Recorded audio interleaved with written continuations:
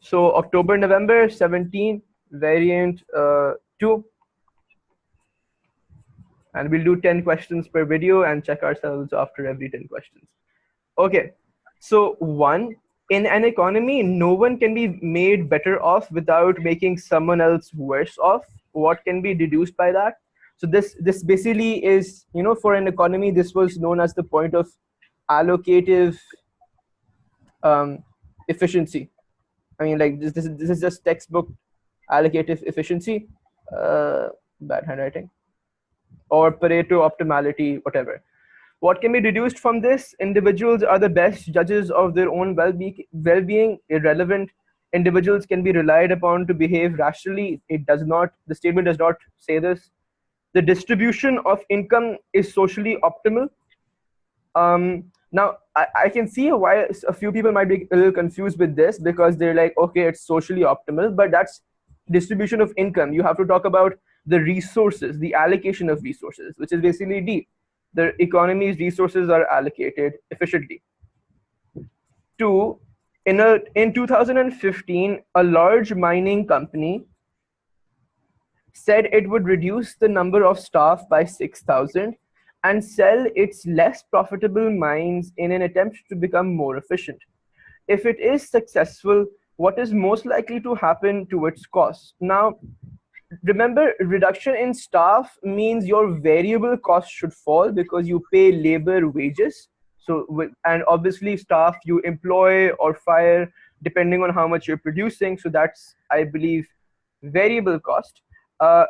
If you're selling your mines, again, mines would incur costs irrespective of whether you mine in them or not, irrespective of your output, whether you try to derive output from them or not. So that is a fall in fixed costs. Okay, so just from that, we can tell that your variable costs should fall. Your total fixed cost should also fall. So on the basis of that, you can cancel out C and D. Now the question is whether your average cost would fall or whether there would be no change. Would you agree with the fact that since it's said this is an attempt to become more efficient, the average cost should also fall?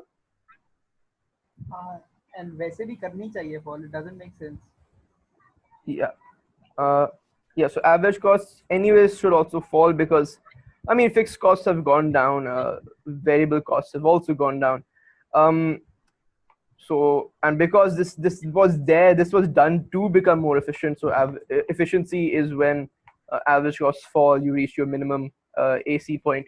Anyhow, the production of a firm which operates in an imperfectly competitive market gives rise to external production costs. Which statement about this firm must be correct? Whenever you have external costs, so that clearly means your social cost is greater than your private cost, because social cost is external cost plus private cost. So if there's any external cost, obviously social cost should be greater than private costs. And I believe that's C. So for this one, we can just go ahead with that. 4, in the UK in 2015, there were 2 methods of charging for water supply. 1, a fixed charge giving the consumer the right to consume water at 0 price per liter. So it's basically, there's a fixed charge and then you can just consume as much. Is that what they're saying? Okay. Very enthusiastic agreement, but okay. To a price per liter of water used. So instead of fixed charge, there's just, depending on how much you've consumed, they'll charge you according to that. It has been observed that the amount of water consumed is markedly lower than when method 2 is used. Obviously, because like now here, like if you take method 1, you have to pay the fixed charge anyways. Then you might as well leave your taps open. It doesn't even matter after that. But in 2, you'll be charged as per how much water you've used up. Anyhow, what is implied by this observation? Water in the UK is not a scarce good. Water, I believe, is always a scarce good. Water is a free good and no charge should be levied. I don't see how that's implied by this observation. Water is a necessity, the use of which should not be restricted by unit prices. How is that implied by this observation? Um, Water is subject to the law of diminishing marginal utility. Um, I believe that is it. And I think the explanation is because if you think about this, you have marginal utility here, you have units of water here. And this is your marginal utility for, let's say, money, for the basically, and obviously that this is kind of like the price you're paying for water.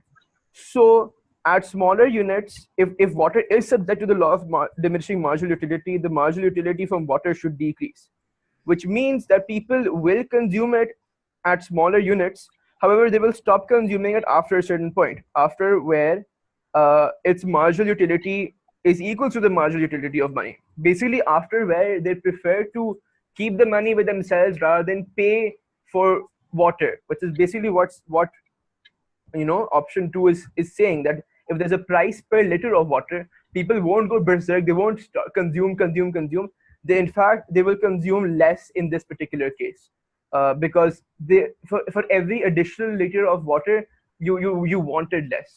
So as you consume a few liters, now you're like, okay, it's fine, I can do without this, I prefer the money rather than paying for this water. Is that, do you guys want to add something to that? No, that's actually that is my support. Okay. 5, the diagram shows the cost curves of a firm. What does the firm experience as it increases output from Q to Q2? Can we say economies of scale? I guess so.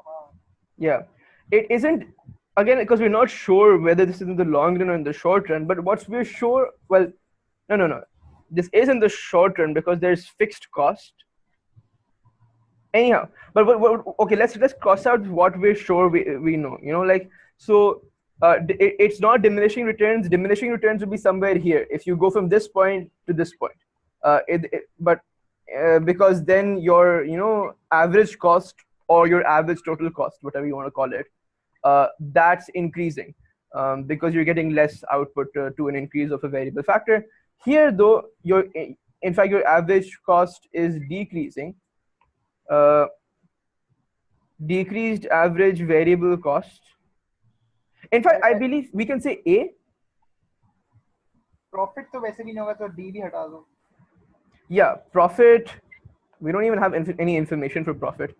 If we can draw our, what do you call it, our average variable cost curve, which would be something like this. Well, maybe not exactly like that, but the idea is of the average variable cost, that the difference is supposed to be between the average total cost and the average variable cost is supposed to be equals to your I believe average fixed cost. Anyhow, but no, so in this particular case, if I can draw this again, my bad. What's important to note is that your MC cuts both average total cost curve and average variable cost curve at a minimum point. So if you look here, if you go from Q1 to Q2, since this was your absolutely minimum AVC output. So basically now you're just going to be going up the slope because the MC is going to cut the AVC at its minimum point. So now if you go from Q1 to Q2, in fact, you have increased average variable cost because you've passed the minimum AVC point where MC cuts it. So instead of decrease, you have increased.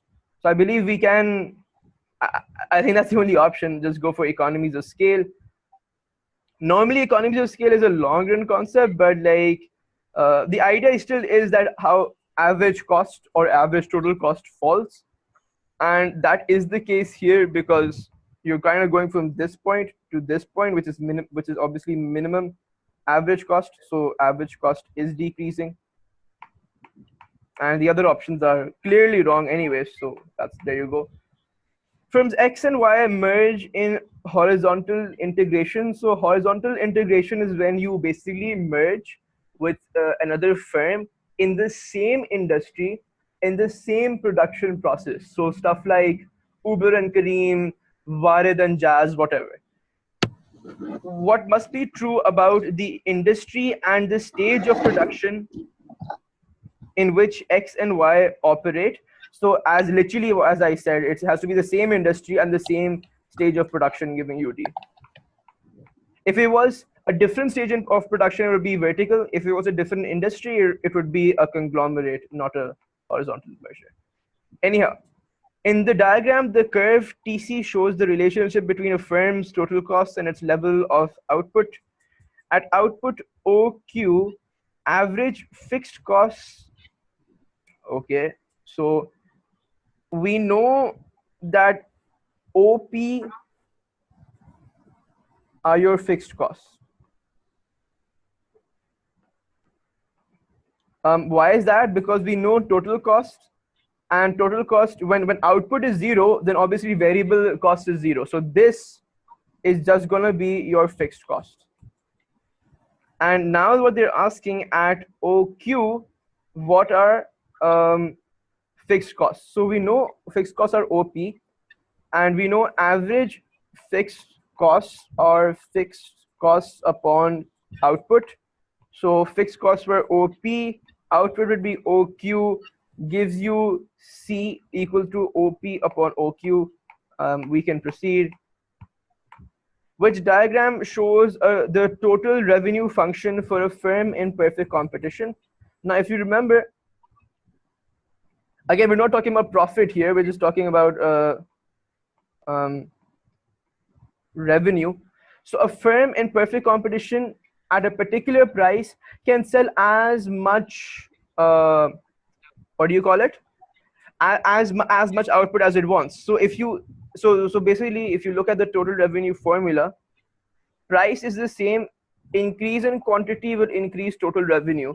And in fact, increase in quantity will increase revenue by the same amount. So if quantity, because price isn't changing now. So the only thing that's changing is quantity.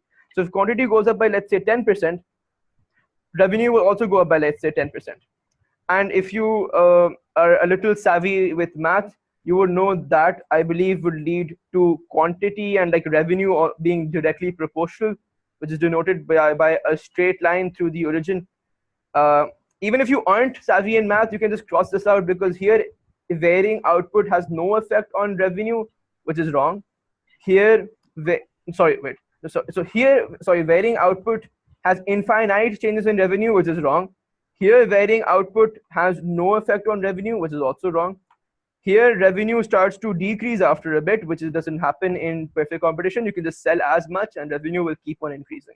So you can also think about this one as the fact that marginal is actually shows the rate of change of the total.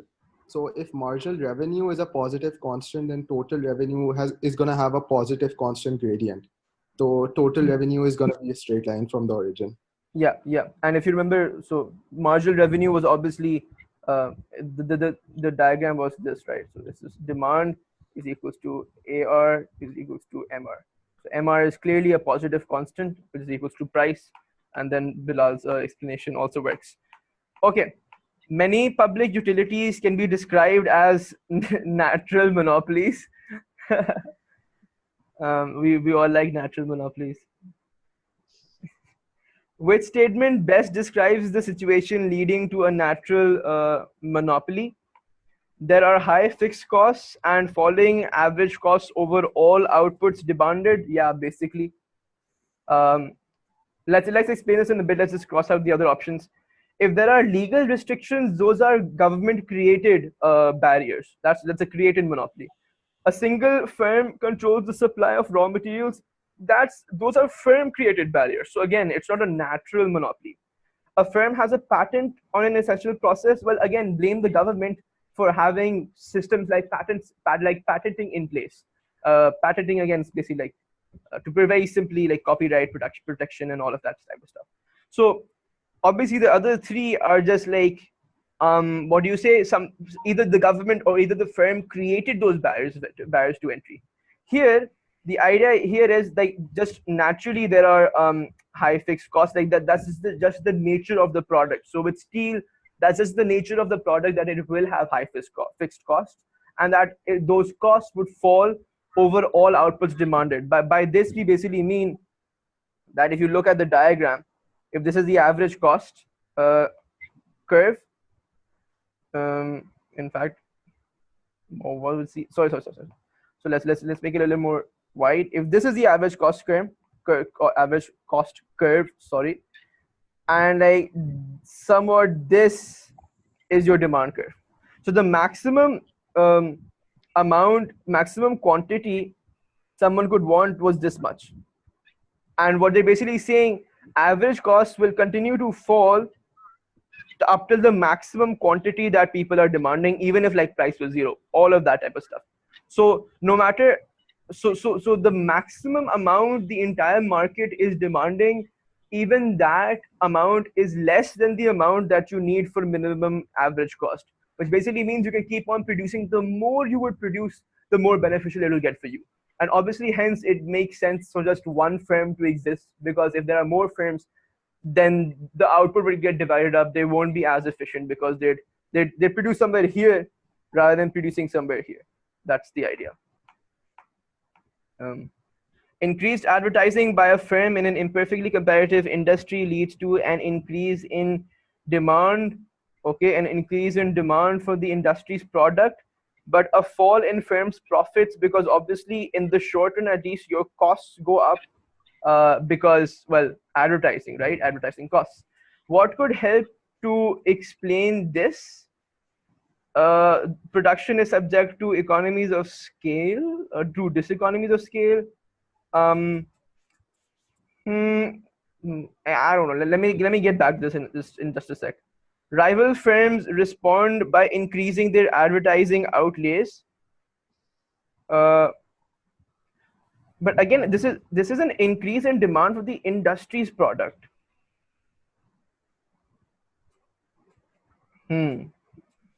So, anyways, let's read through the options. The demand for the products, for the industry's product, is price inelastic. I think it's gonna be Which one? part C, like C. Okay, because you're saying if demand increases, due to advertising costs बढ़ रही है, and इस वजह से basically. so, but I don't know if I think here, because demand is increasing, right? I think here it depends on how elastic or inelastic your supply curve is, in fact. Don't you think, to figure out total revenue? It would depend, I believe, on if your supply curve is more inelastic, then you would have high increase in total revenue. If your supply curve is elastic, you would have a minute increase in total revenue. What do you say? Yeah, you're probably right. Yeah. Okay, I think that's one thing we can cross out. The increase. I don't know. क्या लग रहा है? B. I think it's B. Okay. So let's read B and then let's get back to A and B. The increase in demand for the firm's output is entirely at the expense of other firms. What? No. No. I mean, like, how does that explain this? In fact, no. Again, it just doesn't explain it. Like, irrespective of whether that's true or not that we have any way of figuring it out, but it just doesn't explain this. So, A and B. Now, if you look at B first, if rival firms also increase their advertising outlays, then definitely the demand for the industry's product should increase, because I believe they're all firms within the same industry. So the industry's product will increase. However, the demand for the individual firm, its product might not be too sure. So that could be a reason why costs will increase, why costs would increase, but revenue wouldn't increase proportionately. So revenue is like more or less the same, but costs increased, which is why profits fell. And in fact, I think that is the answer. And if we kind of look at A once more, so production is subject to diseconomies of scale. Now, the only reason why I was interested in this is I'm like, okay, if there is an increase in demand for the country's, for the industry's product, and if the firm does sell more, um, then if you're selling more and you're already subject to diseconomies of scale, then shouldn't costs increase? But again, I think the reason why B might be the better answer is because in A, it gives you a reason why your costs would increase, your average cost would increase. It does give you a reason for that. If you're on your positive, if you're on this side of your SRAC or LRAC in this particular case, and you're selling more output, your costs will increase. However, it doesn't give us a concrete reason why there would be a fall in the firm's profits, because we don't know what your marginal revenue curves or what your total revenue looks like. You need both. In B, I believe you still have a decent idea that your revenue will remain constant because other firms also increased their advertising, but and hence cost would increase. That's obvious because of industry because of the advertising expenditure. So that is that. Let's quickly check our answers. Okay, so we got 9 right. Only 5 we got wrong. So we marked economies of scale. And as we were discussing by ourselves, you shouldn't be marking economies of scale anyways, because this is a long run concept. And you know this is in the short run because you have an average fixed cost curve. If a firm has a fixed input, so a fixed variable, a fixed input, a fixed factor of production rather, then it is clearly in the short run. It's only in the long run where all inputs are variable that you can say you're in the long run. So you shouldn't be doing economies of scale. We already established, since we don't know revenue curves, we can't talk about profit either. And well, we had also kind of already talked about why variable costs, if we make this curve here, and that will also hopefully also help us explain why it's B. But your एक simple चीज कि like वैसे तो if the output was Q1 थोड़ा पहले भी होता ना, तब भी B would have been correct, because like diminishing return sets in when MC starts to rise ना. तो ATC से ताल्लुक नहीं होता. It's more like MC starts to rise. It is correct for Q1 to Q2, but it is also correct Q1 से पहले भी एक point था.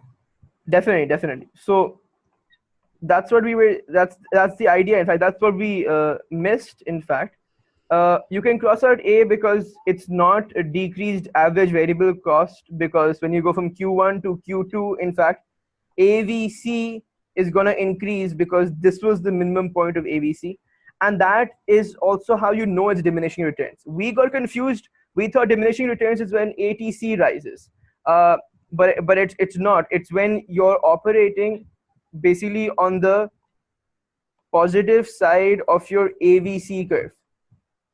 That's the idea, because the idea of diminishing returns was as you increase your variable factor, the output you get is not proportional, and hence, as Shariar said, marginal cost